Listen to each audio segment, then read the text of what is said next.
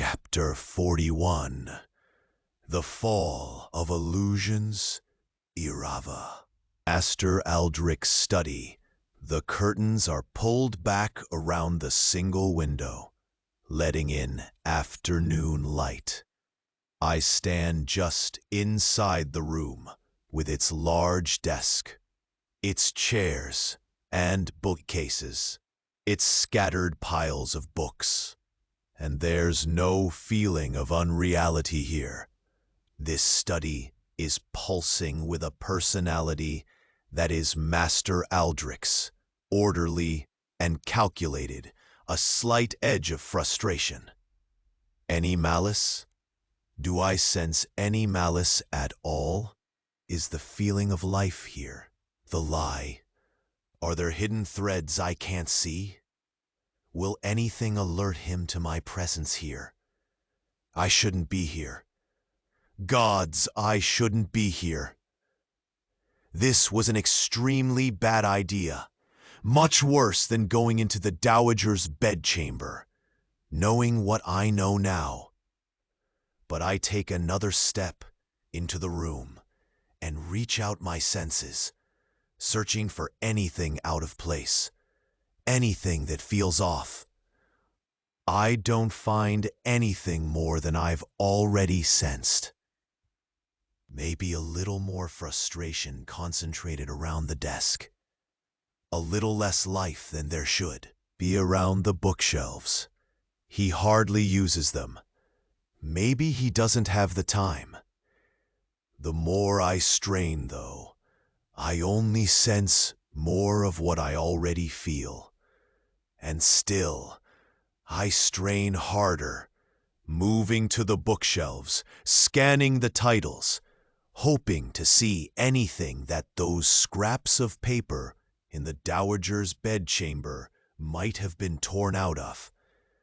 I've never been so aware of my own heartbeat, the slight damp in the air, the creak of a breeze outside the window, the hush of my breath. I reach for a book on the theories of mixing weaving with an elementalist's magic.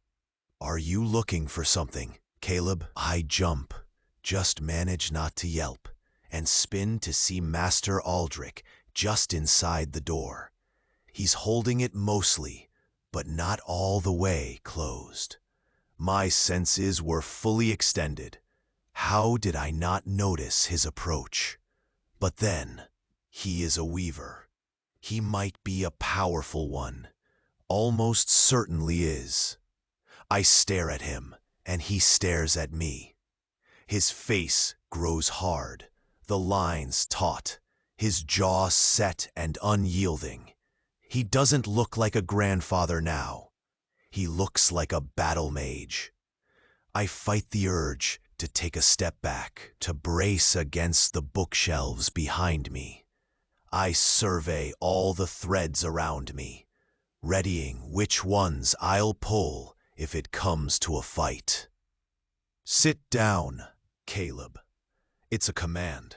He waves at the chair in front of his desk. There's barely controlled fury in his eyes now. And if he is the mage who killed the king, can I last in a fight against him? Did he muffle his steps into this room with an unreality weaving? Is that why I didn't hear him? There are ways to dampen and deflect. I know that. They're hard, but possible, with a lot of practice.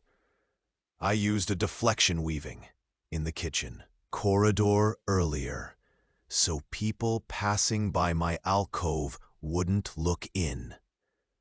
I can't assume this was a weaving of unreality just now, but I can't afford to assume it wasn't either. I move to the chair, not taking my eyes off of him, and sit. I watch, bile rising, as he works his way around the desk to sit behind it, not taking his eyes off of me either. He folds his hands in front of him and leans just slightly forward on the desk. You're wearing An illusion, he says. Ice shoots down my spine. Oh gods, can he see through my illusion as Caleb? Does he know who I am? But would he even recognize me as Irava? I'd never seen him before I came to Barella, and I look much more like my father than my mother. Still, the resemblance is there. You're a woman. I swallow hard. I don't know how he knows. I don't think my illusion has wavered at all, except during the storm. And Master Aldrich was nowhere to be found. But then, I might be sitting across from a weaver more powerful and far more experienced than I am. He could have woven unreality around himself, hidden himself, and have been watching Toravan and I the whole time. He could have been directing the storm, even while I was trying to unravel it. I was a fool to think that he was using politics as a shield for weaker magic. He's been a master weaver at the Barrelin court for longer than I've been alive. I was a fool, too, to think I was the most powerful weaver in this court. Such a fool. Well, he snaps, and I flinch. But I steel myself and meet his eyes. If this is to be my end here, I will not face it with my eyes on the floor. I can't be a court mage as a woman. I hear the difference in my voice as Caleb, the masculine difference that I've grown used to. And just now, it's jarring. My skin crawls, and I feel utterly exposed that this man knows my secret. No, as a woman, you can't be a court mage. He tilts his head, but the hostility in his eyes doesn't lessen, or the suspicion. And if you can weave such an illusion, you can be anyone, can't you? You could be the hand that killed the king. My heart for a moment stops, and then slams back into my chest, leaving me gasping for breath. Is he accusing me of his own crimes? Is that how this is going to go? Have I so thoroughly placed myself into his hands? He can present compelling evidence. I'm not who I say I am. I can't prove any ties of loyalty but what I've forged here since I've come. And I was found in his office without permission. If he knows exactly who I am, that could be even worse. He could say I'm a spy. I've gotten close to the king. Everything I've done as Caleb is in part a lie. But Toravan didn't arrest me, and Valterre knows who I am and why I'm here. Valterre at least believes my reasons and is willing to trust me. I'm not entirely alone at this court. Valterre might be telling Toravan what we found right now. I sit forward, my fingers curling around the smooth, wooden arms of the chair, glaring back at Master Aldrich. I held the poison vials in my hands. I felt the scream of a dying king. I'm loyal. The king knows I'm a woman, and he trusts me. He's already said for me to stay, to continue to be a court mage. You're not a court mage yet, Master Aldrich growls. And what were you doing in here just now, sneaking around in my study? Did poisons fall? The end of the Alfie. I wanted to find a book. I know it's a flimsy excuse, and by his arched brows, he does too. He raps his fists on his desk. I'm going to call for the guards, and then we're going to go talk to the king. He stands. And you're not going to move. I'll know if you try to weave reality here, around yourself or around me. I wet my dry lips as he heads for the door. Should I try to weave a distraction anyway, or weave a defense and run? Dare I even try? And if I do manage to get away, can I wrap another illusion around myself and escape the palace? But no, that's not what I need to do. Toravan will know soon enough that Master Aldrich is guilty. The Master Mage's threat of talking to the king is hollow. Maybe. And if Master Aldrich is this powerful, I must stand against him to protect the king. Someone must stand against him. And I'm the only person I know who might even have a chance. I draw a long, long breath. Master Aldrich is guilty. Toravan will arrest him when he hears what Voltaire has to say. He'll trust Voltaire, even if, in the end, he might not trust me. How did you know? I ask him, my voice wavering more than I'd like. How did you see through my illusion? Because I have to know. I have to know where I went wrong, or else maybe he'll just lie. Maybe he did see me during the storm, and maybe I'm still stalling, even now, before talking to Toravan. I saw it on the first day, he says, pausing with a hand on the doorknob. Your concentration slipped, just a little, when you were undoing Nikolai's weaving. I was able to see that you wore an illusion, just a glimpse. The rest, well, there have been others over the years. You aren't the first female weaver to attempt this, but you are the first I saw enough potential in to let try. He narrows his eyes. And I regret that trust if you have broken mine. I regret it intensely if you've broken the trust of the king. If you're here to do us harm, that storm didn't call itself Caleb, and a weaver most easily unweaves their own constructs. I stare up at him, twisted around, still seated in the chair. What am I supposed to make of that? Is there a possibility I'm wrong about him? Then I remember that this is the man who convinced a prince, now a king, that he lacked the willpower for simple weaving. Toravan stood beside me in the storm, lending a tremendous amount of strength. He lacks practice and skill, not willpower. And to have taught him otherwise, to have broken him as this man has, is surely a crime. Master Aldrich's face hardens again, maybe seeing something he doesn't like in mine. Why are you here, Caleb? Why are you in my study? The truth, if you please.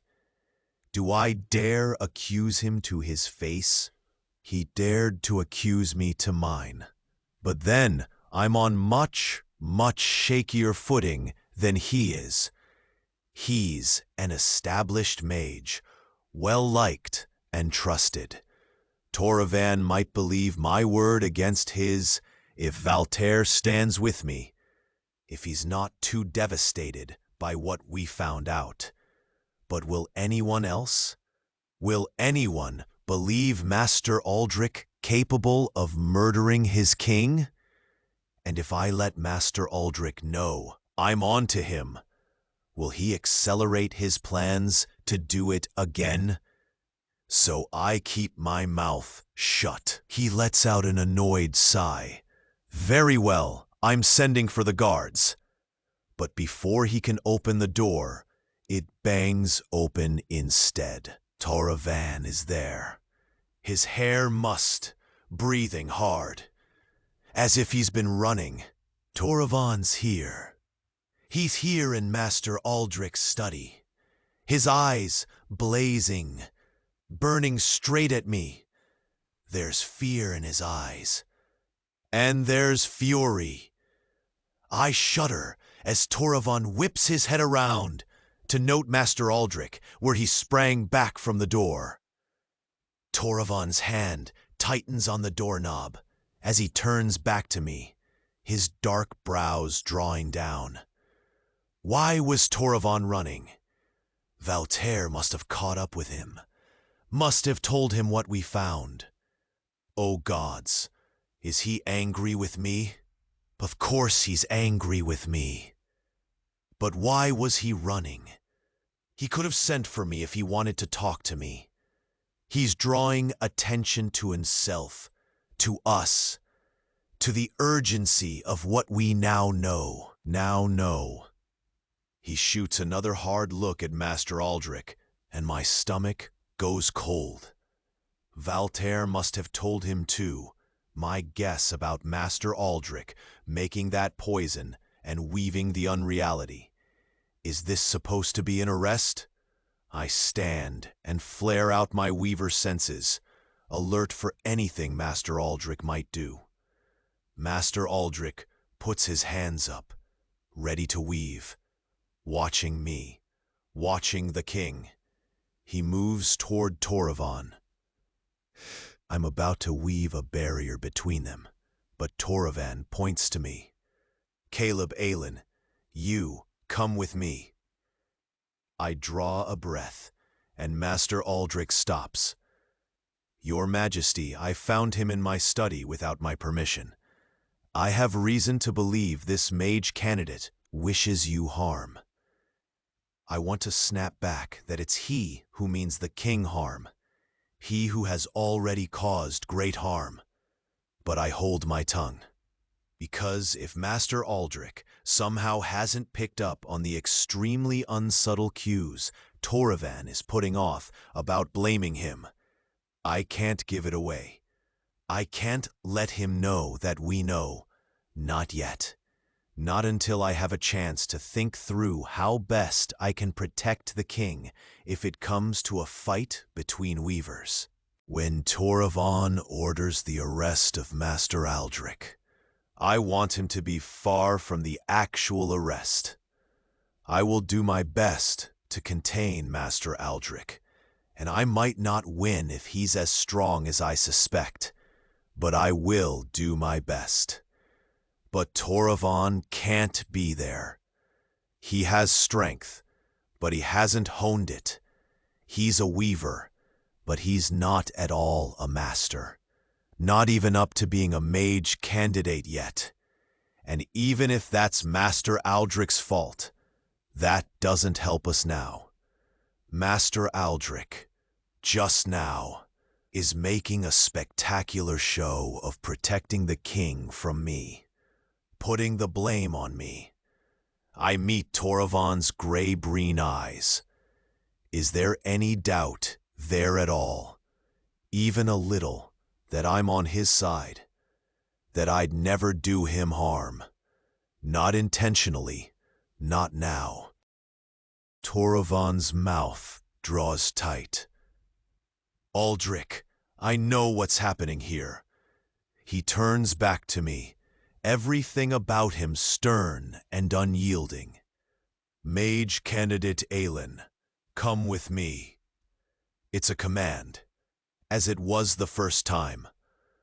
I know it's not the right thought right now, not with everything going on, but I want this man.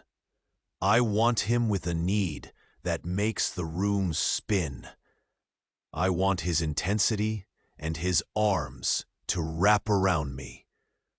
I want to embrace him and fold myself into him. I want to weave his reality into mine and mine into his. I want to protect him. My heart is pounding harder than it was when I first came into this room. I don't know what danger I'm in now, but it is definitely danger. Your Majesty, Master Aldrich says, still tensed, still watching me. I'll come with you to make sure the mage candidate. I have this in hand, Torvin snaps, and his gaze could freeze a glacier. Caleb, now, and then he turns, in a swirl of his embroidered blue coat, and leaves, as if I'll follow. And stiffly, I do, because I don't exactly know what's going on here. I don't know what he's thinking, and I do know it's better than staying in this study with Master Aldrich. I glance at Master Aldrich as I pass him, and he glares back at me, his cheeks splotchy. He's making an absolute show of pinning the blame on me. And for a moment, just a moment, my conviction that he's the enemy weaver falters. His glare isn't the same as Nikolai's. It's not full of spite. His brow is pinched in determination, but also, I think, a little fear. Valterre is waiting in the corridor outside, and I draw up short, just long enough for him to settle into walking beside me. The look he gives me is guarded, and my stomach knots. Is he my ally in this? We'd been through a lot this morning, but so much can change in a single hour. I know that. But he gives me a subtle nod, and the tightness in my chest eases.